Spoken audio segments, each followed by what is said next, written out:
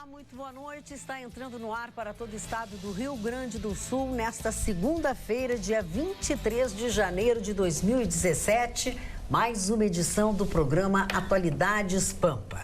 Um programa que leva até você com comentários, com descontração, com bom humor, quase sempre com bom humor, que a gente se esforça para ter bom humor, mesmo com as notícias fortes, pesadas, que pautam os dias atualmente na nossa cidade, no nosso estado e no nosso país.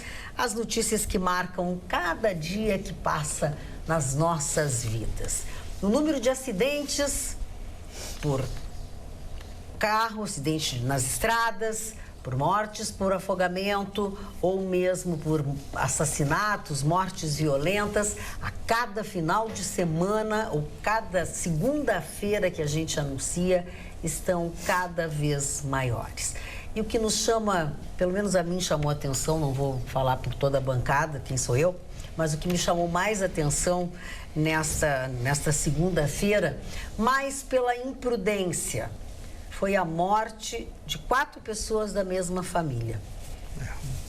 2 tios de 2 crianças, uma de 6 anos, a outra de 12 ou 13, na Serra Gaúcha, que foram banhar-se num local sabidamente proibido e com placas que diziam: aqui é proibido banhar-se. Que coisa trágica, coisa triste. Como é que 2 adultos entram com 2 crianças, seus sobrinhos, para tomar banho num lugar que é proibido? Total irresponsabilidade, né? Pois é. É muito triste. Isso é muito triste. O número de afogamentos nas praias, nós falamos aqui no final de semana, né? Já são grandes, os números são assustadores. E estas 4 mortes... Claro, vai dizer assim, Magda, tu ainda vai pisar no pescoço das pessoas. Não, não é isso. Mas que sirva de alerta, gente. Claro. Que sirva de alerta. Se é proibido, é proibido. É porque é perigoso. É porque é muito perigoso. E tanto é perigoso que as 4 pessoas morreram. As 2 crianças, os 2 adultos. Os 2 adultos foram tentar salvar as 2 crianças, foi por isso que eles morreram. Mas por que deixaram as crianças entrar? E o pai e mãe estavam tudo perto lá. Tava tudo junto, pai e mãe. Acabou com uma família. Que coisa triste. É uma tristeza. Terrível, terrível. Que fim de semana triste. Você estava no final de semana no litoral trabalhando, Gustavo? Estava, e a gente até comentou sobre esse assunto. O salva-vidas, eles não cansam de repetir a mesma coisa. Se você não tem experiência em salvamento, não tente salvar um afogado, porque o afogado vai levar você junto. Porque a pessoa, no desespero, sem a respiração, ela se agarra em qualquer coisa. Então, quando alguém está em situação de desespero, está se afogando, você tem que atirar alguma coisa para ela se agarrar. Uma boia, um pedaço de madeira, uma bolsa, qualquer coisa que a pessoa consiga ter uma flutuação mínima para respirar e pensar. Porque se for no desespero e a pessoa não tem experiência, ela acaba sendo puxada para baixo. Primeiro, você não pode agarrar a pessoa. Você tem que dar o famoso pescoção, né? Você não pode chegar num afogado pela frente, você tem que chegar num afogado por trás. Sempre. E não pode deixar o afogado se virar. Porque você vai, entenda, você vai salvá-lo, mas antes você vai lutar com ele. Tem que imobilizar. Né? Tem que imobilizá-lo. Você vai lutar com ele, porque ele está desesperado, ele está sem oxigênio, ele está se agarrando a qualquer coisa. São os instintos. Então, os salva-vidas orientam as pessoas, mas parece que não adianta. Dona Magda, inclusive, aquele local... Claro. As crianças, né? Aquele local é uma barragem. É uma barragem em São Francisco de Paula. Fica a 18 quilômetros da sede de São Francisco de Paula. O que acontece? Essas pessoas resolveram fazer um piquenique, foram para lá e aquelas brincadeiras. O pai e a mãe das crianças estavam longe, então foram caminhar, os adultos, os pretensos adultos foram caminhar com os meninos, né? E os meninos, vou entrar na água, tio, vou entrar na água e tal. E essa pessoa que conhece bem ali a barragem, disse que existem poços de 3 metros de profundidade.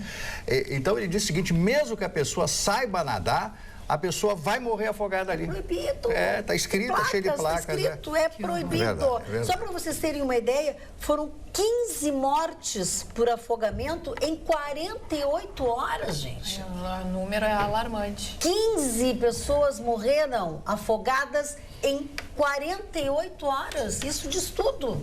Desculpa eu começar o programa assim, mas eu tô... Mas somente uma dessas pessoas morreu afogada em local com salva-vidas. 14 dessas pessoas morreram em locais onde não existia salva-vidas, onde o banho não era recomendado. E aí vem ao encontro que você falou, imprudência. E irresponsabilidade. É imprudência. E ainda criança, você deixar criança entrar num... Porque criança não tem querer, não vai, ponto. Não tem querer. E as pessoas pensam assim... Criança com adulto. Que tem risco de morte? Sim. Dias? Sim, nesse lugar. Mas não, é proibido para banho. É proibido. É proibido. Proibido para banho. É proibido, é perigoso, é perigoso, né? Tem todas essas indicações, é um lugar conhecido, Não pode entrar, não pode. E tem uma combinação terrível também, Magda, que não é esse caso, mas se adequa a outros desses casos de afogamento. Tão criminoso quanto é a combinação da direção com álcool, é a direção do álcool com água, o mar, com água. O sujeito bebe e vira o príncipe submarino. Acho que pode ir até a África. Né, dos afogamentos o sujeito pensa que pode ir até a África e voltar nadando. É terrível essa combinação. E isso acontece muito, mas muito no litoral e invariavelmente envolvendo jovens. Não se brinca com o mar. Ora, os próprios salva-vidas passam por um treinamento e olha, tem salva-vida que é reprovado, porque não consegue sair de uma determinada corrente. Agora à tarde, o Paulo Henrique Cardoso, nosso repórter no litoral, estava fazendo um boletim, estava dizendo que as correntes estão mudando. O pior não é o que nós chamamos de repuxo, são as correntes laterais. O sujeito entra na água, sem se dar conta, ele está a 200, 300 metros ali, para um lado ou para o outro. Sim. Essas correntes são as mais perigosas, porque quando o sujeito se dá conta, já não dá mais pé, já está fora de um banco e já está sendo puxado para dentro. Então é perigosíssimo esse tipo de coisa. E aí, nesse momento entra aquela coisa, né? As pessoas são muito corajosas, né? Eu sou corajoso, comigo nunca aconteceu e nunca vai acontecer. Sempre tem que se precaver, não pode contar com a sorte jamais. Quem morre são os corajosos. A melhor água é a água mineral e a água do banho. E olhe lá, né? E se o chuveiro for elétrico, tem que estar bem instalado, senão a gente leva choque. Dá choque. Leva choque. Mas a Cris Bart passou um final de semana no litoral, também fazendo uma coisa legal. Passou trabalhando. Foi bom o teu evento? Sim. Você acha isso legal? Claro que é. Porque pra gente que trabalha, ganhar um dinheiro eu acho ótimo. Em épocas de vacas magras, quando a gente consegue fazer o trabalho da gente, é bom, eu acho. Din-din no bolso. Fui fazer um trabalho com uma marca de sapatos e acessórios relacionado à moda, que eu adoro. Que bom, legal. E aproveitei, Magda, acredito que o melhor fim de semana do veraneio. Que fim de semana de praia. Relatos de que a água estava maravilhosa. Mar era de Santa Catarina. Os dias lindíssimos, claro, né? Se cuidando muito com proteção solar, hidratação e tal, mas tava bom para aproveitar. Temos alguém que foi a Santa Catarina e pode nos dizer? Estava Como maravilhoso foi? Também. Fui Chicão para Jurerê Internacional. Para Jugueguê?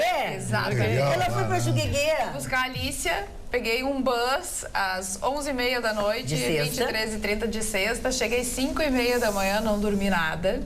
E aí emendei final de semana, mas a praia estava ótima, maravilhosa.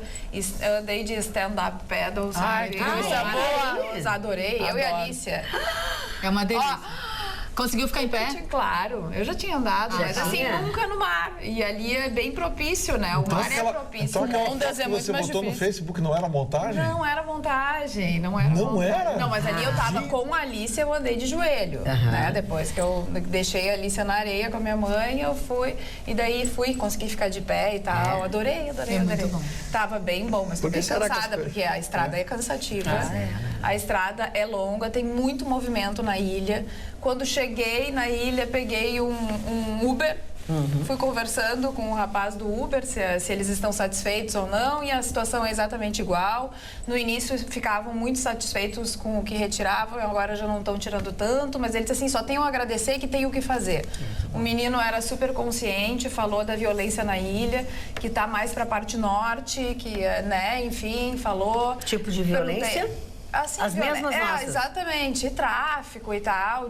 Culpou a Ângela Min, não sei se concordam ou não. Diz que expandiu, a prefeita que expandiu muito o número de comunidades e que com gente boa entra gente que também não é boa, segundo ele. Muita diferença das praias gaúchas? Não tem assim... Muita diferença das praias gaúchas? Tu sabe que nos últimos tempos eu venho defendendo que as praias gaúchas, elas melhoraram muito. Isso é bom falar, isso é importante falar. Eu nunca mais encontrei nos outros finais de semana, não fui, mas vi várias fotos das pessoas postando, o mar tá lindo, maravilhoso. O mar está mais claro, nunca mais vi aquele mar marrom, que dava até uma certa ligeiriza, assim, de olhar aquela espuma marrom que chegava. Então, acho que, num geral, as praias aqui do sul melhoraram bastante. Mas a beleza, né, de Santa Catarina é a beleza de Santa Catarina. E assim, ó, a praia muito limpa de Jurerê, não tinha sujeira no chão, na areia, tu não encontrava um plástico, tu não encontrava um milho ou um copo de caipirinha ou alguma coisa. Não, as pessoas muito educadas, o que também favorece muito, né, pra praia ficar limpa. Porque a praia, ela não tem essa capacidade de se auto-sujar, entende? A praia acorda assim, água, areia, aí aquelas pessoas... Aquelas pessoinhas que vão à praia... Relaxadas.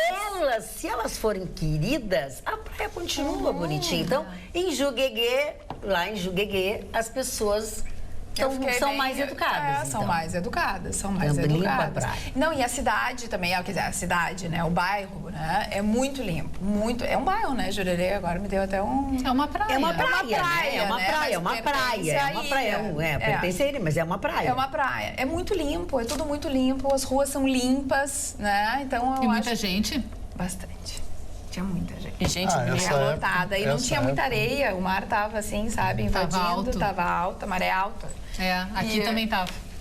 E aí tinha bastante gente. Ou seja, esse programa sabe tudo. Assim, temos aqui no litoral gaúcho, temos no litoral catarinense. Punta del Este, ninguém foi a Punta del Este? Não, não tô. Não, por aqui. Na Lágrima. Estou aislado. Aislado? Sim. Não foi a Praia do Veludo aqui? Guaíba. Ninguém foi à Praia do Veludo? Não, nem eu fui pra... Como é que E tu fez o quê, mãe? Eu fui pra... Sabe pra onde eu fui? Fui pro Cantagalo, na praia depois da Praia do Lamia, eu fui pra Cabanha. Fui pra Cabanha, eu fiquei isolada, eu fiz um retiro digital. Quem tem Cabanha? O Amarante, o Zé Amarante. Não brinca que eu fui lá e ficou... Fiquei sem telefone. Não, tô brincando. Sem telefone celular, lá não pega telefone celular, internet, não pega nada. Digital detox. Eu fiz um detox digital com os meus amigos José Alfredo Amarante e Ana Paula Leite Amarante, junto com a minha amiga Graziella. Passamos só nós 4 lá. Todo sábado e parte do domingo lá, só... Eles conhecem o restaurante Cantagalo? Cantagalo, a casa deles é depois do Cantagalo. Maravilhoso. Maravilhoso. Olha, uma delícia. Até hoje eu não fui no Cantagalo porque o Amarante faz um churrasco maravilhoso, a Ana faz um carreteiro maravilhoso. E tem praia lá? Não tem, mas a gente fica em casa. Sim. Não tem nada a ver. Não, mas pode olhar, tem o rio. Tem, claro que tem. Tem paisagem linda. Mas é que assim, Lamia é um lado, Itapuã é outro. Mas ali eu acho que não é poluído, não, ali não. Ali não tem poluição. Ali a balneabilidade o lado bem deles legal. não é o lado da praia, é o lado contrário. Sim, a balneabilidade deve ter uma é bem paisagem linda. A paisagem é maravilhosa, mas lá na terra deles tem um açude, tem uma série de coisas. É lindo. Você sabe que pouca gente... Tem ovelhas. Pouca gente conhece a área rural de Porto Alegre, ela é muito rica. Não, só para vocês terem uma ideia, para chegar lá a gente passa na cabanha do Armelim, que é onde tem as ovelhas, aquele carne de ovelha, tudo que tem, que a gente... No espeto? Não, lá não, é lá onde eles moram. Elas ainda estão longe. Mas é de lá que vem as ovelhas que a gente põe no espeto. Olha, a gente passou um final de semana muito bacana. Olha, Carla, o que ela está falando sobre a limpeza e a sujeira das praias, né? Carla, em Santa Catarina tem na praia lixeiras de concreto, porque as nossas praias não têm lixeiras nos acessos, somente a lixeira do quiosque não dá conta. Fala dessa dica, obrigada, Carla Opperman. Tem que ter lixeira disponível também para a pessoa poder botar lixo. E pode levar o seu saquinho de lixo e depois recolher o lixo e levar para casa. E o que tem também é que eu acho que nós temos, eu faz alguns anos que eu não vou a Jurerê, eu acho também que lá eles têm um cuidado muito grande com quem se estabelece na praia, porque uma das grandes sujeiras das praias normalmente são ou os estabelecimentos ou os paradores que tem, que eles próprios fazem a sujeira e o jeito que eles fazem a sujeira não é recomendável. E só ali ao redor deles já se transforma um bom depósito de lixo. Falando sujeira na praia, Magda, nesse final de semana eu tive a oportunidade de receber o prefeito de Osório, que você... Prefeito Jorge Abrão. Jorge ou Eduardo? Acho que é Eduardo Abrão. Será? O prefeito Abrão, vamos lá. Acho que é Jorge. O prefeito explicou aquela história da poluição só em Atlântida Sul. Aquilo ali ficou muito esquisito. E o prefeito disse que 3 dias depois, a FEMA fez a mesma pesquisa e considerou a praia limpa. Então ficou muito esquisito aquilo. O próprio prefeito disse, poxa, mas o que está acontecendo? E aí o prefeito determinou que as pessoas se informassem sobre o que estava acontecendo. E ele descobriu o seguinte, que a possibilidade muito grande dessas empresas que fazem limpeza de fossa ter feito o despejo irregular. Alguém viu e fez a denúncia. A hora que fizeram a denúncia, a FEMA foi lá fazer a aferição. Ó, você vai fazer a aferição 24 horas depois de um despejo ilegal, claro que vai dar sujeira, vai dar meleca, né? Aí apareceu só Atlântida Sul. Só que o prefeito disse, a gente não está conseguindo descobrir qual é a empresa, não está conseguindo saber se isso aconteceu, mas foi algo atípico, porque a Atlântida Sul nunca teve poluição e não tem, a própria FEMA testou. Então o prefeito se mostrou muito chateado com isso, porque foi uma circunstancialidade que acabou atingindo o 4º município em qualidade de vida do sul do país. Osório. E outra coisa, um município de gestão extremamente complexa, porque Osório tem praia, tem lagoa, tem núcleo urbano, tem serra. Tem serra. Completo, né? Ele poderia é muito complexo. Eu perguntei para o prefeito, como é que se faz a gestão de um município desse? E ele conversou com a gente animadamente. Agora, o melhor de tudo foi no final da entrevista. O prefeito fez uma coisa que eu não vi ainda nenhum gestor público fazer. E olha que eu tenho mais de 40 anos de profissão. E disse o seguinte, não, eu quero deixar aqui o meu telefone celular, o telefone direto do meu gabinete, para que os moradores de Osório que tiverem problema me procurem. E deu o telefone no ar, o celular dele e o telefone direto do gabinete. Gente... Parabéns, eu aplaudi o prefeito. Parabéns. Mas o que vai ter de gente que não mora em Osório que vai ligar para ele. Sempre vai ter, né? É verdade. Olha, se tiver um problema em Cidreira, não liguem para o prefeito de Osório, por favor. Amor de Deus. Prefeito Abraão, obrigado pela presença. Realmente o senhor deu um banho como gestor público. E a bomba lá do Morro da Bruna está funcionando. Já está tudo certinho, já resolveu. Mário Barcelos. A primeira notícia internacional, todos vocês sabem que se refere ao presidente, o novo presidente dos Estados Unidos, Donald Trump. Hoje foi o primeiro dia de trabalho normal dele. E a primeira coisa que ele fez foi cumprir aquilo que ele havia prometido na campanha, anunciando a retirada dos Estados Unidos do Acordo Transpacífico. Ele já assinou. Ele tem 6 meses para concretizar isso. Eu fiquei apavorado com o número de países que estão dentro desse tratado. 12 países, Austrália, Brunei, Canadá, Chile, Japão, Malásia, México, Nova Zelândia, Peru, que cresceu muito em função desse acordo, Singapura, Estados Unidos e Vietnã, que representam 40% da economia mundial. E o primeiro-ministro Shinzo Abe do Japão disse o seguinte, sem os Estados Unidos, este acordo realmente não tem função. Eu acho que isso aí poderia até favorecer o Mercosul, não sei a que ponto poderia favorecer a nós, brasileiros, aos argentinos, etc. Agora, ele começou a cumprir e, em primeiro lugar, depois de tudo isso, ele foi novamente para o seu Twitter, ele tem um assessor lá que programa, e declarou guerra contra a imprensa dos Estados Unidos. Ele disse o seguinte, que a imprensa quer destruir a imagem dele. Colocam notícias falsas a respeito de coisas que ele não disse. Então, o assessor disse que está declarada a guerra. Claro que é uma guerra simbólica com a imprensa americana. Agora, este término do acordo transpacífico é uma coisa que preocupa principalmente os vizinhos mexicanos. Agora ele vai ter um encontro no final do mês com o presidente Henrique Peña Nieto, que é o presidente do México, e o presidente do México disse, olha, eu não sei o que eu vou fazer. Não vamos pagar o muro e não queremos destruir esse acordo, né? E agora? Quem mais quer falar sobre esse assunto? assunto. Ele disse que foi uma grande atitude para o trabalhador americano. É verdade, que eles acabaram de fazer, que é retirar os Estados Unidos do Acordo Transpacífico e enfim, acabar com o próprio acordo. E agora também viabiliza completamente, né, o tratado sem os Estados Unidos juntos. Escantofani, vamos falar sobre o Trump, Escantofani. Tá rendendo o teu fim de semana? Tá rendendo isso fim de semana, hein? Não, meu fim de semana eu vou pra praia. Não, mas eu queria, vamos falar sobre o Trump. Chego lá no Bali Rai, eu almoço lá, depois vou nadar no azul, depois da arrebentação, onde não tem correnteza. Nadar no azul. Porque eu nado desde criança, né? Tem piscina em casa, nado peito, borboleta, crown, e depois volto para fazer o meu business. Aqui um pessoal está perguntando muito como é que a Cris conseguiu uns brincos tão lindos que nem esse aí. As mulheres estão perguntando. Ah, tá. Eu vou postar depois lá nas minhas redes sociais. Muito bem. Agora, voltando especial. a parceria essa aqui... O quê? Ao Trump, tá, o Gustavo também quer falar sobre o Trump. E é sobre a retirada dos Estados Unidos, né? Bom, esse é o maior acordo mundial, né, comercial. 40% do PIB mundial. Para estar em vigor, precisa de 85% do PIB total dos signatários e os Estados Unidos têm 60%. Acabou. Então, quer dizer, acabou com o acordo, né?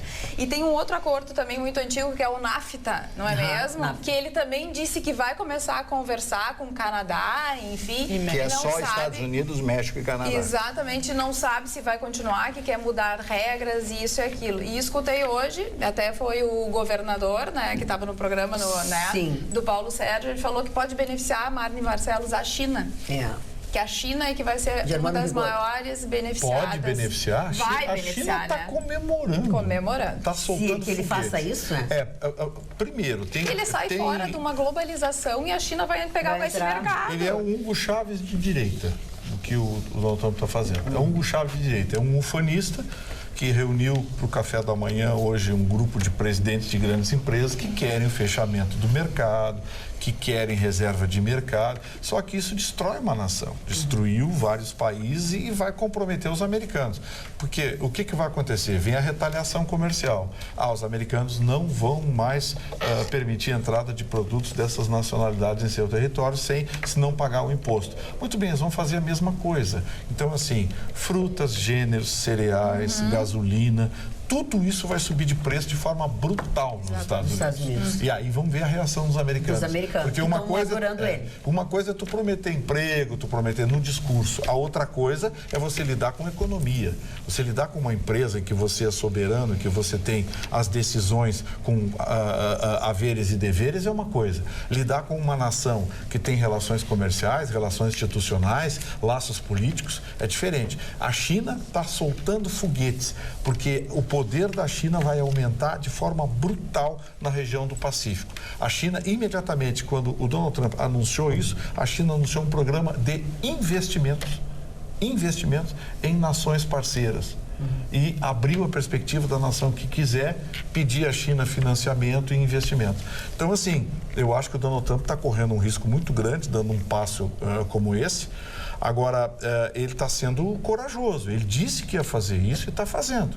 Então, assim, quem votou nele deve estar aplaudindo. Agora, quem não votou nele está quicando de ódio. Porque a conta vai chegar, né? A conta vai chegar, vai aumentar em Mas também quem votou nele, será que tinha esse alcance dessas coisas que ele poderia fazer? Acho que não. Não, e o mais importante acho que ele nunca tinha falado, né, Marne, sobre sair... detalhamento. Do isolamento ele tinha falado que ia sair. Do isolamento, sim, mas não especificamente dessa saída do acordo. Para que vocês se deem conta, a China tem trilhões de dólares em títulos americanos. A potência que é a China. E agora, com essa ampliação dos negócios no mundo, eu não sei exatamente.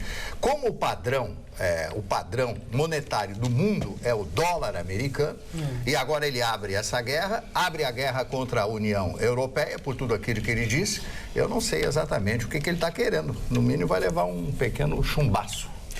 Ele está fechando o país, o que é muito perigoso, né? Porque hoje em dia não tem mais como você não viver com a economia globalizada. Tá bom, os americanos vão ganhar emprego, vão ter fábrica, vão vender para quem? Vão vender o que para quem? Sabe qual é a primeira coisa que vai cair com esse acordo do Pacífico? O reconhecimento de patentes.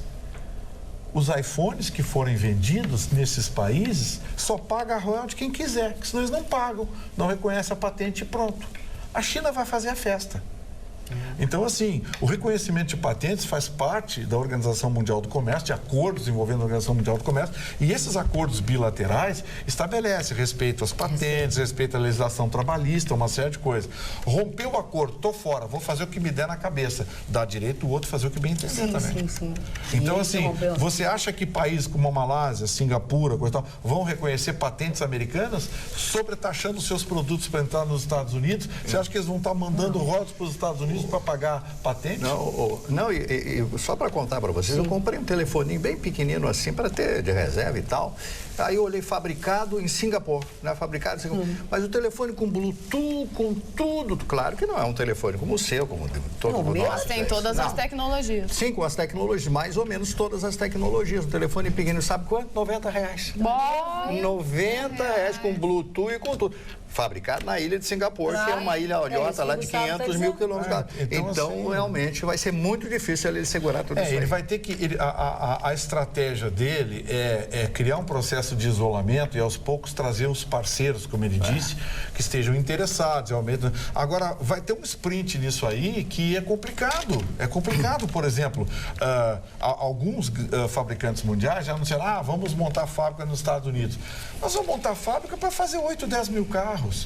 Não é o que existia, por exemplo, que a GMC americana produz 1 milhão de carros por ano. Eles vão vender para quem?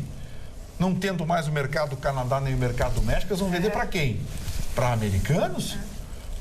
A América é um grande mercado, já não é mais o maior mercado do mundo, o maior mercado do mundo é a China. E esse número que foi divulgado hoje pela imprensa, Carla, que você leu, eu achei um número interessante, aí eu fui dar uma checada. Fui ver na ONU, o ranking econômico da ONU, isso aí é chutometria, não é 40% do PIB mundial, não. Porque só a China tem 28%. Os americanos têm 40%. Mas, assim, 40% do PIB mundial ali não é mesmo. Porque está ignorando toda a Ásia, com todo o seu poderio de consumo, toda a África, que é pobre, mas tem consumo. Sim. Tem países como a África do Sul, Egito, que tem um consumo razoável. Tá ignorando toda a Europa. Gente, o consumo da Europa não se brinca. 500 milhões de habitantes? Não se brinca com o consumo da Europa. Então, assim, essa coisa de 40% do PIB mundial... O maior o acordo comercial. O acordo comercial, porque o acordo tem, de grande, tem os Estados Unidos, o Canadá, e aí começa segundo time. México, Peru, Austrália. Chile, Austrália. A Austrália é grande, mas a Austrália não tem muita... 30 milhões de habitantes. Pois é uma população pequena. Então, o poder de consumo da Austrália e da Nova Zelândia também é limitado. Então, são países gigantescos, mas um consumo pequeno. Então, assim... Não chega a 40%. Esse 40% eu acho que teve chutometria do repórter que redigiu essa matéria. E Magda, deixa eu ver o que a Jéssica quer dizer. Não, ainda falando de Donald Trump, eu queria falar de uma notícia engraçada que rolou nos últimos dias envolvendo a posse de Donald Trump, que foi na sexta-feira, né? Muitos internautas acusaram Donald Trump de plágio. De plágio. Sabe por quê? Porque o bolo que foi, dado para os convidados na posse de Donald Trump foi igual ao bolo feito para Obama há 4 anos atrás, na sua segunda posse, né?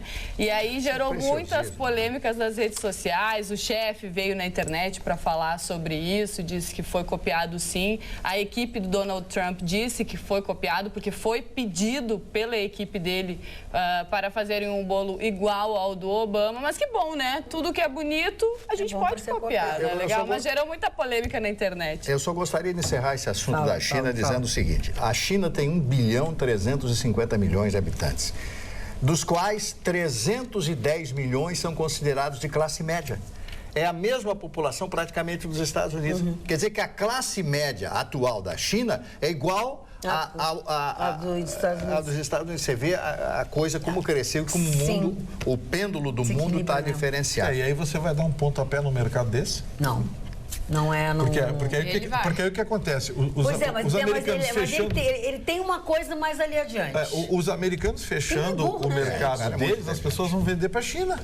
Pois é, mas ele tem alguma coisa. Mas a soberba dele. E ele é milionário o suficiente para dar uma tacada dessas. Olha que Pra ver o que acontece. A Mireza Faria Martí de Pelotas disse o seguinte, que Santa Catarina é ótimo, não se contesta, mas o que o Cassinão estava maravilhoso. Que bacana, que legal que ela traz notícias do Cassino. Ô Magda, sob o Trump, quem se pronunciou a respeito dos primeiros 2 dias, ali 3 dias de governo do Trump, foi o Papa Francisco, que pediu para as pessoas não se tornarem os profetas da calamidade. Tem que esperar para ver o que o Trump vai fazer. Isso. E que em momentos de crise falta discernimento às vezes das pessoas e que qualquer um acredita em propostas que possam defender os povos e levantar a autoestima dos povos com muros e arames farpados. Falou o Papa Numa Francisco. clara referência ao nazismo na Europa. Sobre os 2 dias de governo de Donald Trump. Agora, das coisas que o Trump fez hoje, uma eu achei muito boa, podia ser copiada aqui no Brasil. Ele anunciou uma redução de 20% a 35%, dependendo do caso, da carga tributária sobre as empresas. Ele disse que para competir, o produto americano tem que ser barato. Certo. Ou seja, ele tem consciência de que em um mercado fechado ele tem que baixar os preços. Né? E aí anunciou essa redução. E outra coisa, anunciou a redução também do imposto de renda sobre a classe média.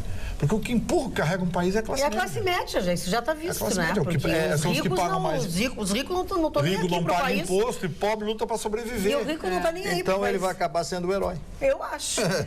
Bom, por falar em fechar, a Justiça decretou sigilo sobre o caso do acidente de avião de Teori Zavascki. Polícia Federal e Ministério Público Federal ouvirão na terça-feira depoimentos de testemunhas da queda da aeronave. Unindo a isso, né?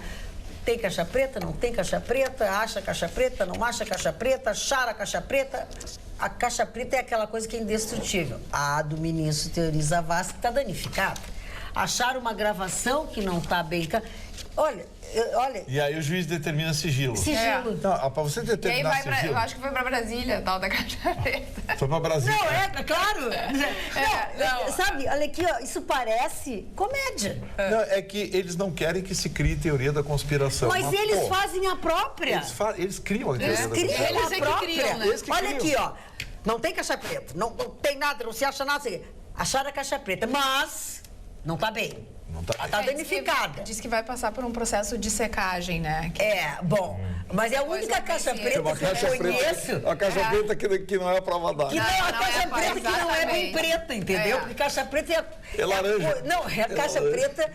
A caixa preta é a coisa assim, morre todo mundo, destrói pode uma hora explodir, avião, tudo. A caixa preta tá ali, ó.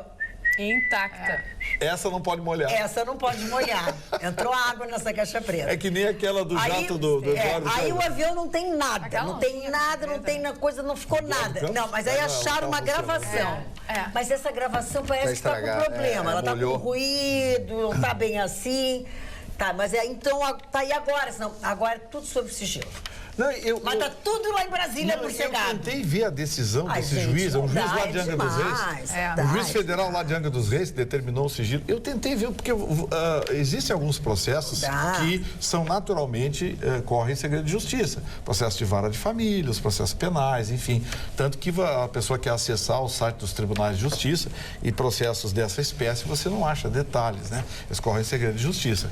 Agora, todos os demais processos são abertos. Aí eu fico me perguntando, você para decretar segredo de justiça nesse processo precisa fundamentar. Eu queria muito saber o que o juiz encontrou porque a nação inteira quer saber o que aconteceu assim, e o juiz quer esconder. Primeiro que eles não encontraram nada. Nada. Primeiro eles não encontraram nada. Aí como é que ele vai encontrar uma justificativa para fazer segredo de justiça?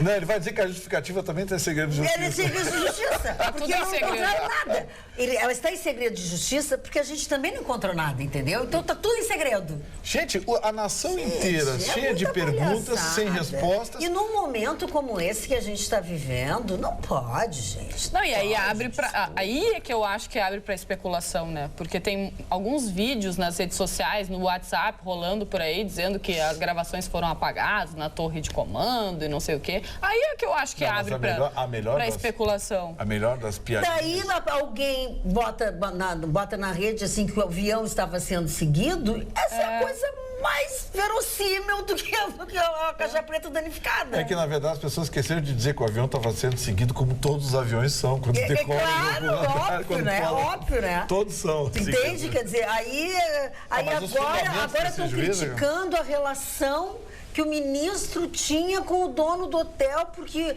ele é só... Ora, o ministro não era... Coitado do ministro. Pelo amor de Deus, vamos respeitar a família da pessoa. Daqui a pouco vão achar que o ministro vamos respeitar a família da pessoa. Daqui a pouco nós vamos dizer que ele tá vivo, não devia estar naquele avião. Daqui a pouco nós vamos culpar o ministro. O culpado pela queda do avião foi o ministro. Quando a esposa dele ficou muito doente, teve câncer, eles eram amigos. Não, eles se hospedavam no hotel que é do lado do hospital. Sabe? Aí começou aquela amizade. Que é isso, tal, né? gente? Nem é amizade, é uma coisa de ocasião, não interessa. O Brasil tá uma bandalheira, entendeu? O país tá uma bandalheira, isso que tá acontecendo é uma bandalheira. E o juiz resolveu ajudar lá. Sabe? E aí o juiz botou a pá de cal que faltava. Segredo de justiça. O CENIPA, que é o Centro de Investigação e Prevenção de Acidentes Aeronáuticos, que disse que a caixa preta estava danificada, né? Mas a FAB disse que a caixa preta é dividida em duas partes e que a que ficou danificada foi a de fora, não a de dentro. Uma é a caixa e a outra é a preta. O gravador de voz é altamente protegido, segundo a FAB. Ou seja, uma parte danificada. Um é a caixa, o outro é a preta. Mas ninguém falou. Ninguém falou. Não adianta o gravador de voz, porque o cara não falou com ninguém. O cara que eles querem saber se ele chegou a reportar alguma coisa à Torre de São Paulo, ou se tentou um contato com a torre lá de Paraty. Mas, pô, Paraty é um aeroporto classe FHG, eu nem é. Esse piloto, ele foi professor de vários pilotos da região, já voava acho que mais de 10 anos, né? Exatamente nesse trecho. O cara era craque. Vários pilotos falaram a respeito dele, disseram assim, ó, ele jamais levantaria voo se tivesse o tempo ruim ou sem teto. Por quê? Porque a gente, o aeroporto não é nada lá, realmente não é nada, mas ele conhecia todos os barqueiros, ele conhecia as pessoas que entendiam de clima, ele disse assim, ele sempre ligava e se certificava com 2, 3 pessoas. Então, segundo esses pilotos, muito difícil de ter acontecido alguma imprudência, só realmente se o tempo fechou de uma hora para outra e se modificou de uma hora para outra. Muito estranho. Mas quer anotar que no relatório ele vai ser o culpado? Mas é óbvio, ele não tá aí, né?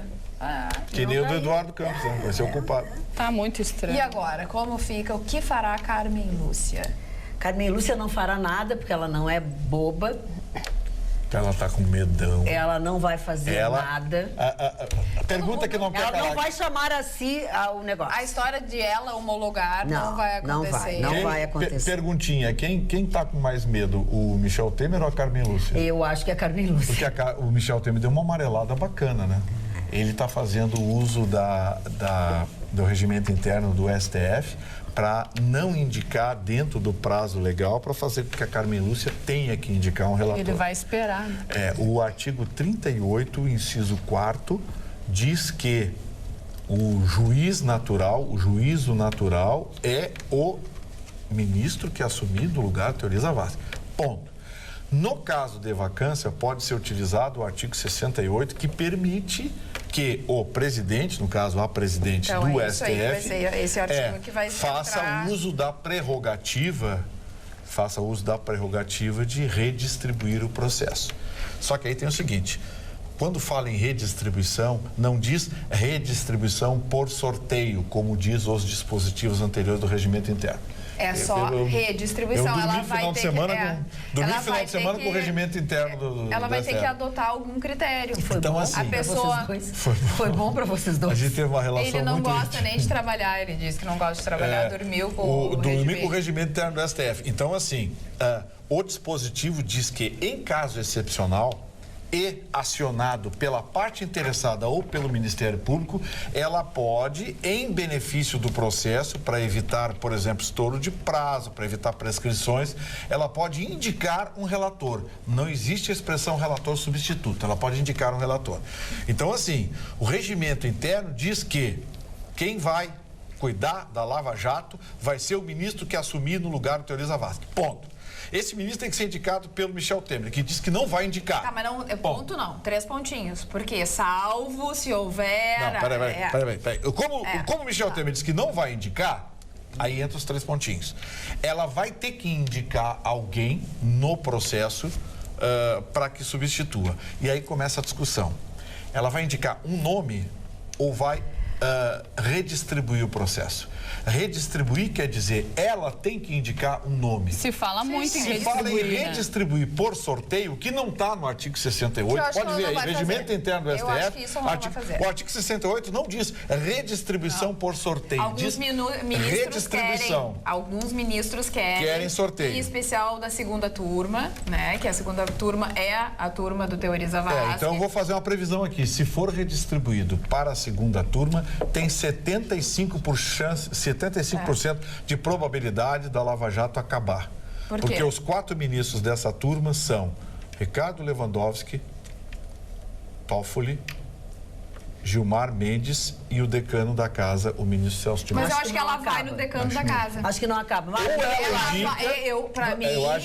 que seria a solução mais salomônica. Eu acho que é isso que ela vai fazer. Ele é o decano, é da segunda turma, é o caminho mais certo nesse momento para ela. E ninguém erra. Concordo em gênero, número e grau. O decano Celso de Mello deverá ser o relator. Na cara que vai ser ele, porque ele é o mais antigo. Discordo de ti. Que é para não deixar furo. Qualquer coisa pode ser questionado. E isso não vai ter questionamento.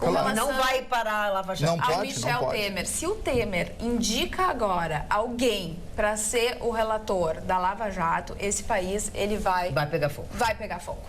Eu acho que ele está sendo prudente nesse momento. E se existe a possibilidade de Carmen e Lúcia redistribuir o processo, e se o processo realmente for parar na mão do decano da segunda turma, as chances de melarem a Lava Jato são menores. Eu enxergo dessa forma nesse momento. A informação que se Agora, tinha... só para completar, se depois os advogados vão questionar que quem deveria ter escolhido o relator é o presidente da República, isso já é outra coisa. Eles vão questionar de qualquer forma. Qualquer coisa. A ideia é não melar a Lava Jato. A presidente do Supremo Tribunal Federal... Tem uma dúvida, né? Olha aqui, ó. É prudência ou é medão? Não.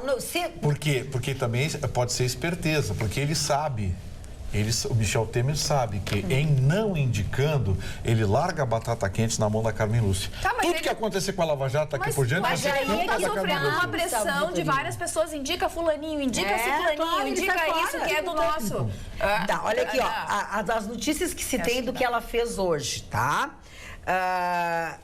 Assim, a presidente do Supremo do STF analisa se dará autorização para dar prosseguimento aos depoimentos, porque parou tudo nos depoimentos. Da delação da Odebrecht. Tá? Se dará autorização para dar prosseguimento aos depoimentos dos executivos da Odebrecht que firmaram um acordo de delação premiada no âmbito da Operação Lava Jato, tá? Ela conversou nesta segunda-feira com o juiz federal Márcio Schiffler Fontes, que era o principal auxiliar do ministro Teoriza Vasque na relatoria da Lava Jato. Alguns ministros já externaram, do STF, já externaram ser contra a homologação da delação da Odebrecht antes da escolha do novo relator, que é o mesmo pensamento da ministra. Mas Carmen Lúcia pode manter o calendário, por teoria, para a coleta de depoimentos necessários para a homologação. Carmen Lúcia também quer conversar com alguns ministros, inclusive com o decano da corte, ministro Celso de Mello, antes de tomar qualquer decisão sobre o processo da escolha do novo relator da Lava Jato. É que assim, tem dois aspectos aí que precisam ser pesados. Primeiro, o do juízo natural.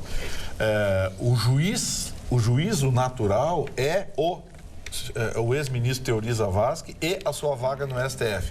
Essa alteração só pode ser feita obedecendo o regimento interno. A partir do momento que ela aceitar a delação premiada da Odebrecht, a presidente da casa vai estar decidindo num processo que não é dela.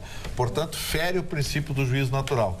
E fere também o princípio do juízo prevento, que é um juiz que começa a cuidar de um caso, tudo que acontece em torno daquele caso tem que ser decidido por ele. Não pode um outro magistrado entrar em tema, em matéria daquela decisão, daquela jurisdição. Então é um negócio bastante complicado. Nós estamos diante aí de uma esquina, de uma encruzilhada jurídica complexa. Como é o nome do desembargador que participa do teu programa? Doutor Genaro Borges. Não é o Genaro Borges. O outro, o professor, aquele que tem... Lênin Streck? O doutor Lênin Streck. Lênin Streck. Ele estava no programa do Paulo Sérgio hoje. Ele disse que o juízo natural seria essa redistribuição para a segunda turma. Sim. E aí o decano. Sim. Ele não... Olha bem, não, mas aí é uma vontade dele. Não tem isso no regimento interno. Não, tem o artigo 68, se não me engano, que fala exatamente que fala da redistribuição. Isso. Exatamente. Que é uma prerrogativa do presidente do STF fazer a redistribuição. E aí não seria por sorteio, seria por indicação. Exatamente. E eu acho que o desejo dele é o desejo de todos nós, porque nessa hora a gente tem que escolher o quê? Tem que escolher alguém que dê um mínimo de equilíbrio, de credibilidade à continuação da Lava Jato. Porque se for sorteio... Imagina sorteio a Lava Jato com a mão do Toffoli. Acabou. Ou do Gilmar Mendes. E falando em credibilidade, quem não está com nenhuma credibilidade é a vereadora Luciana Kubiak, vereadora de Guaíba, que foi presa nesta segunda-feira, por levar alguns produtos da prefeitura de Guaíba para casa. Olha que legal! Ela vai responder por peculato, que é desvio de bens públicos, e ela foi presa suspeita de desviar bens da prefeitura municipal. Silêncio.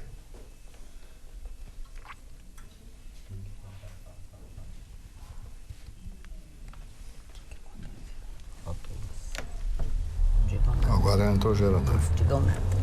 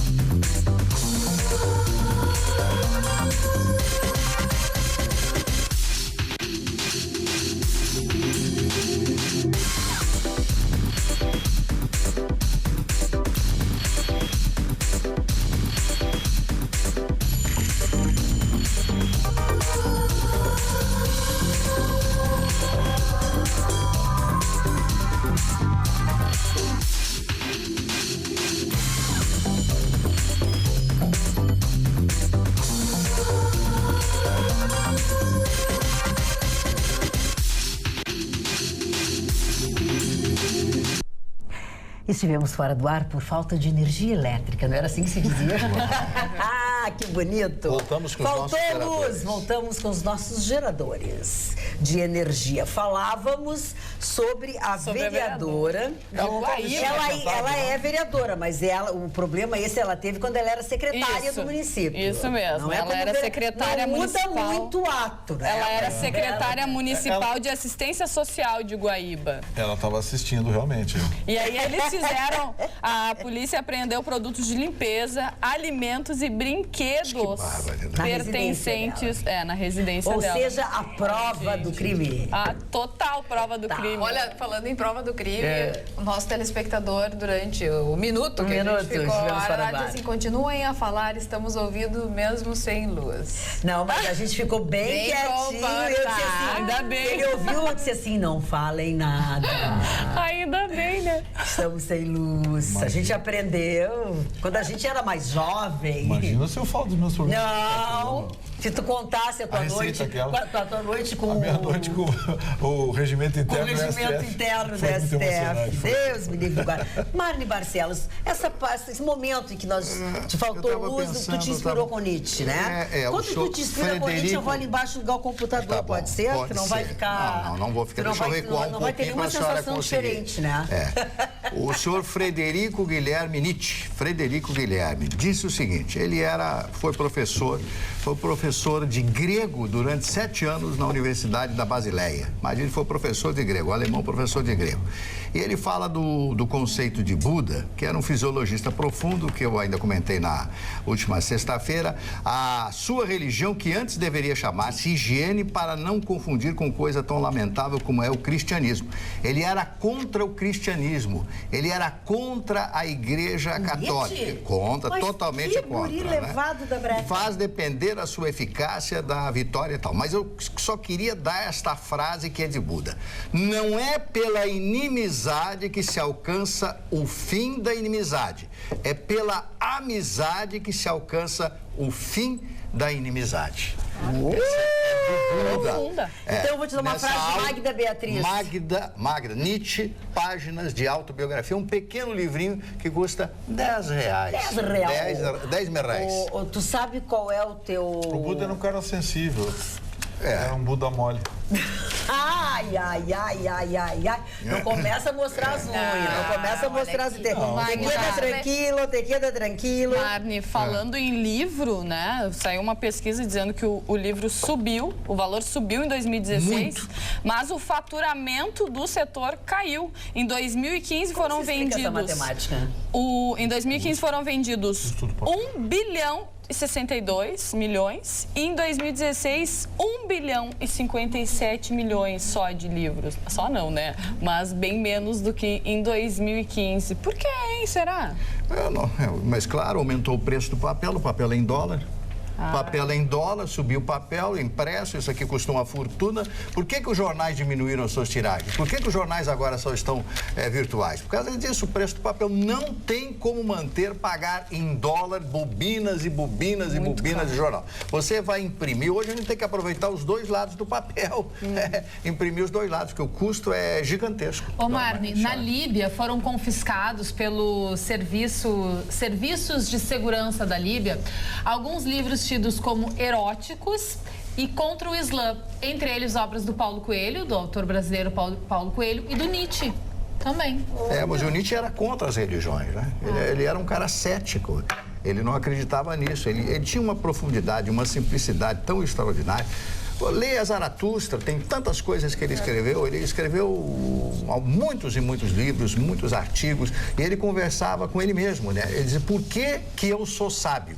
Né? E ele explicava por que ele se considerava sábio. Mas, no fundo, ele estava tirando um sarro dele próprio, das pessoas que acreditavam nele. Ele era tão genial, e eu acho que ele não sabia medir, porque a pessoa que é genial não sabe medir a sua genialidade. Eu sou Frederico Guilherme Nietzsche. Eu tenho me sentido estranho ultimamente. Agora o Paulo Coelho ser censurado por ser erótico, essa é a várzea, né? Não tem nada mais broxante que o Paulo Coelho. Você tem todo mundo aquele livro dele? Muita gente não gosta. O Alquimista, pelo amor de Deus. Como é que alguém... E ele se acha, né? Não, é. Já viu o apartamento dele em Paris? Sim. E o outro apartamento que ele tem, que é só, o próprio museu que ele fez da sua própria pessoa. Ele é super conhecido. Eu conheci o Paulo Coelho há mais de 40 anos lá no Rio de Janeiro. Não, conheci numa época que eu morava na Lapa, no Rio de Janeiro. Morava muito mal. E eu conheci o Sérgio Sampaio, como é o Raul Seixas. O Raul Seixas e o Sérgio Sampaio, que era meu amigo, e o Paulo Coelho. Então aquele pessoal andava por ali e tal, pessoal meio diferente e tal. E eu conversei muito. Na Lapa, nós íamos para um lugar onde se tomava leite com uma bebida lá, uma cerveja preta, um negócio horroroso, né? Bebia. Mas claro. Era bom?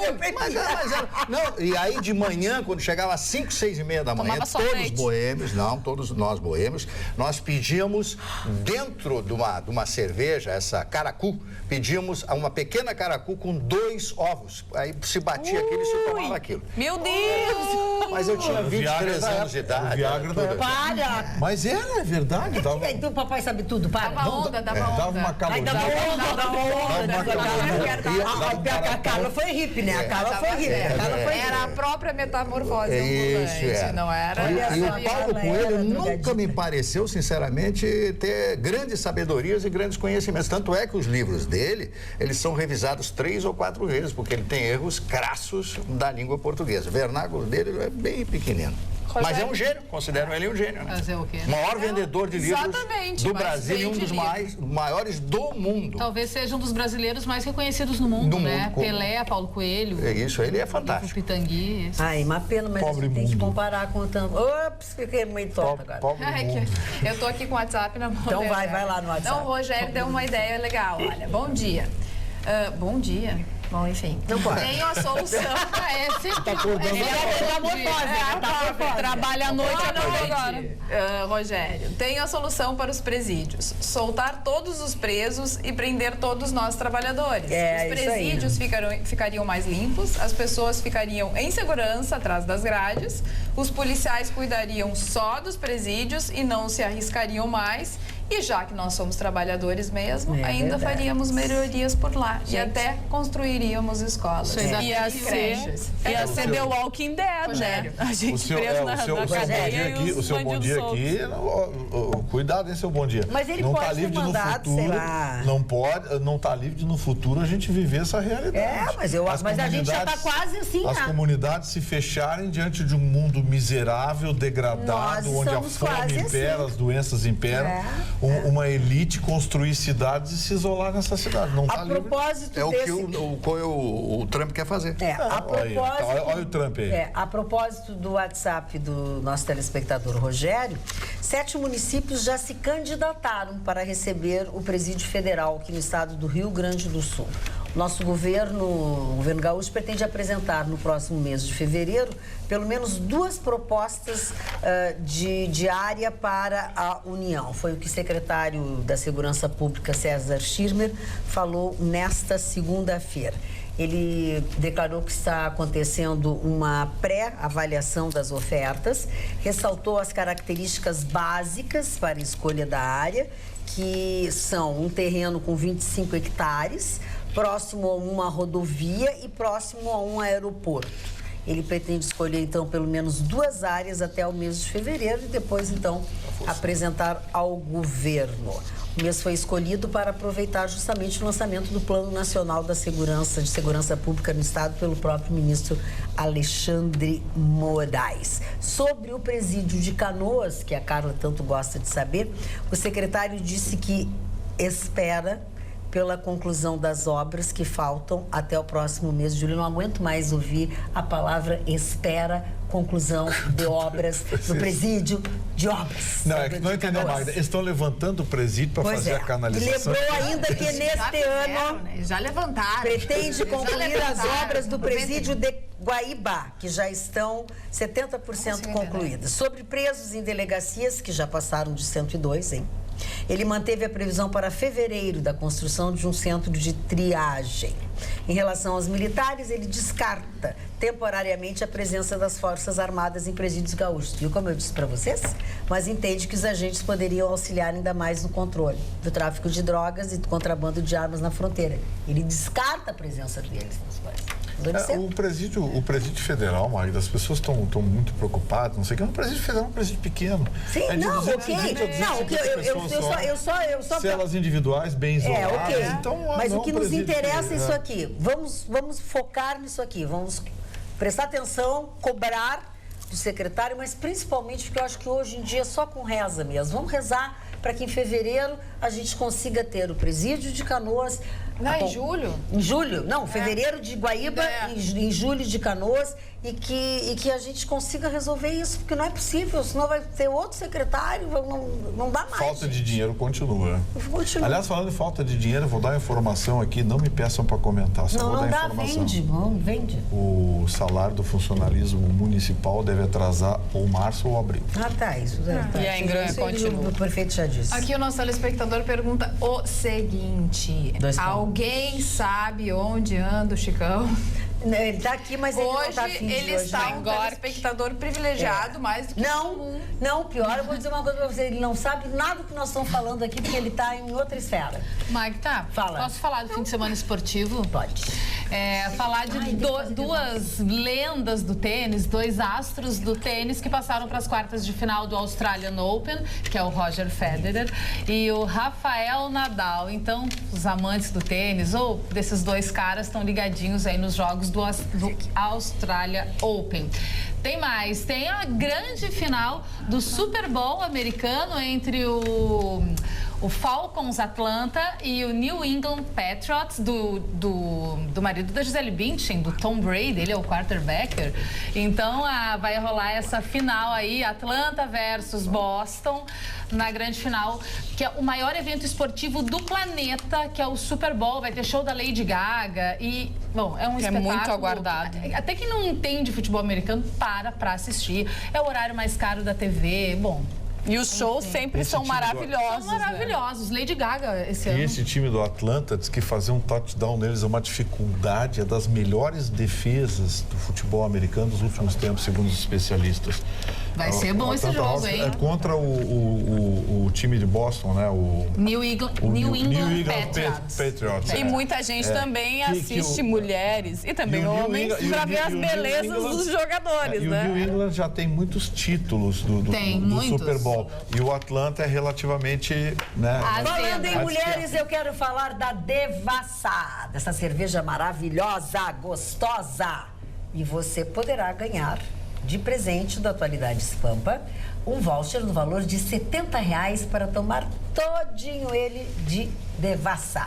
Se você participar de uma brincadeira que nós vamos fazer agora aí com vocês que participam do Atualidades Pampa através do WhatsApp. O telefone é 999-77-7001. 999-77-7001.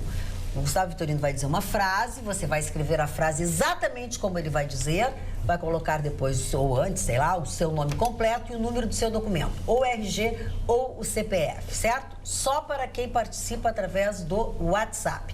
A frase é... Devassa na segunda é ainda melhor. Devassa, com letra maiúscula, na segunda é ainda melhor. Ponto. Tá valendo a partir de agora. A sua sorte está lançada. Mais informações tem? Tenho mais uma informação, que é quem voltou a campo neste sábado foi a Chapecoense. Um jogo emocionante para a entrega do troféu e das medalhas de campeão da Copa Sul-Americana. Marcou o retorno das atividades na Arena Condá. Chape versus Palmeiras. O jogo acabou 2-2. Os familiares das vítimas subiram, né, no pódio para receber as medalhas. E os 3 sobreviventes da tragédia que aconteceu há 54 dias no avião da Lamia, que vitimou todo o time da Chape, colegas da imprensa. Os 3 sobreviventes ergueram a taça de campeão da Copa Sul-Americana, que é o goleiro Follman, o lateral Alan Ruschel e o zagueiro Neto. Também o Rafael, o jornalista Rafael, narrou esse primeiro jogo desse retorno da Chapecoense. Olha, foi emocionante demais. E foi um jogo bem legal, né? Foi 2-2. 2-2, um jogo bem legal. A Chapecoense está remontando o time. E olha, eu não sei não, mas acho que a Chapecoense, se não chegar ao nível que estava, vai chegar bem perto. Que bom, né? Isso vai fazer bem pra cima de todo mundo, né? E eu gostei muito, porque o Rui Costa, que foi diretor de futebol do Grêmio, que é agora o diretor da Chapecoense, disse o seguinte, que a direção da Chapecoense disse aos jogadores: nós escolhemos vocês, justifiquem essa escolha. Que bacana. Porque foi aquele negócio de, vão mandar jogadores. Não. A Chapecoense, ela escolheu os jogadores e trouxe os jogadores. Nós vamos formar o nosso time. Nós vamos formar o nosso time. Achei isso muito legal. Pena que o Internacional não vai jogar, né, contra a Chapecoense. Não temos nem Olha chance. aqui, ó. Boa noite, bancada. Tá na Série B. Boa noite, bancada. Falando de futebol, o Anderson Antunes pergunta: Chicão, o que você está achando das contratações do Grêmio? Confesso que estou muito decepcionado com esses jogadores que vieram. Tudo meia boca. Seria melhor, então, apostar na base. Estou achando horrível. Não sei. Do Internacional horrorosa. E o do Grêmio também? O Grêmio mais ou menos. O Internacional tem um complexo de pobre. Pegando gente da juventude, um técnico incompetente, um presidente que não faz auditoria, que não merece a minha palavra. E o do Grêmio? O Grêmio, contratações horríveis também. Muito bem. Essa é toda a simpatia que ele consegue ter nesta segunda-feira. Não sei, ele deve estar com algum problema que nós não sabemos. Vou aproveitar esse momento e mandar um beijo muito grande para o sogro e a sogra do querido Maurício Larroque, meu amigo querido. O sogro dele é o Luiz Antônio Barros Pinto e a sogra dele é a dona Denise. Eles moram no bairro Guarujá, são telespectadores assíduos do nosso programa, são meus fãs em especial, me acompanham há muitos anos e diz que eles discutem lá em casa as coisas que a gente fala aqui, às vezes concordam comigo, às vezes não concordam. Então, um beijo grande, seu Luiz Antônio Barros Pinto, e para dona Denise. E eu tinha esquecido de trazer este papel aqui na sexta-feira para mandar um beijo grande para dona Maria Magali Graziotin, que também nos assiste, todos os dias, tanto no programa das 19h15 quanto no programa da meia-noite. Ela que é mãe da Graziela Graziotin, que é uma mulher linda, maravilhosa, que foi quem me contou este segredo. Um beijo para Maria Magali Graziotin. Aproveitando os beijos, quero mandar um beijo para o Fábio Oliveira, que mandou um abraço lá no Instagram. Muito obrigada pela audiência aí. O mais legal desses beijos todos é que tu disseste que te assistem há muito tempo, às vezes concordam com a tua opinião e às vezes discordam da tua opinião e continuam gostando de ti. Continuam gostando de mim. A gente não precisa concordar sempre. Claro. Tem que respeitar a opinião. Discutem comigo junto, discutem com a gente, não sei, mas não deixam de nos assistir. E quem ganhou de presente do nosso programa o voucher no valor de R$70 pelo WhatsApp é a Clarice Toniolo.